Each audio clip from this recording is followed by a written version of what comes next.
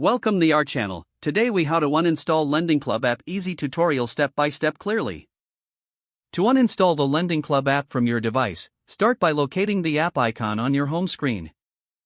Press and hold the LendingClub app icon until a menu appears. Select the uninstall option from the menu. If you do not see the uninstall option, look for a small X icon or remove option and tap it. You may be prompted with a confirmation message asking if you want to uninstall the app. Confirm your decision by selecting OK or Yes.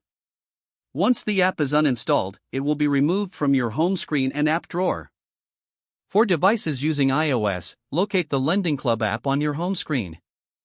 Press and hold the app icon until all apps start jiggling. Tap the small X in the corner of the LendingClub app icon. A confirmation message will pop up, asking if you want to delete the app.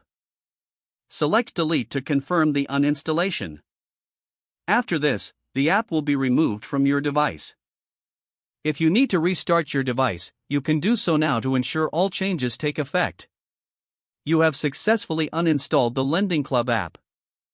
If the page does not load, refresh the browser or try again in a private or incognito window. Make sure you are using the correct email address, then retype it carefully to avoid small typos.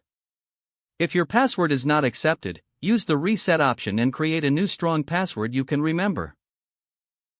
Check your spam folder for verification or security emails, then complete any requested confirmation steps.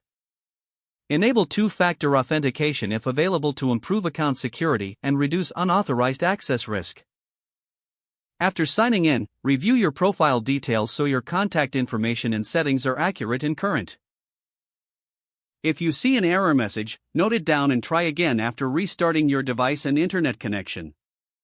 Log out when you finish, especially on shared devices, to keep your account and payment information secure.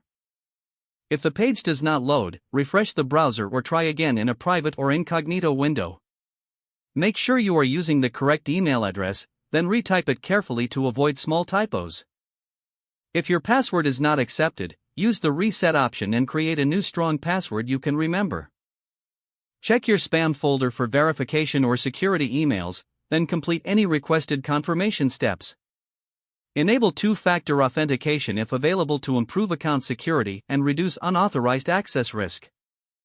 After signing in, review your profile details so your contact information and settings are accurate and current.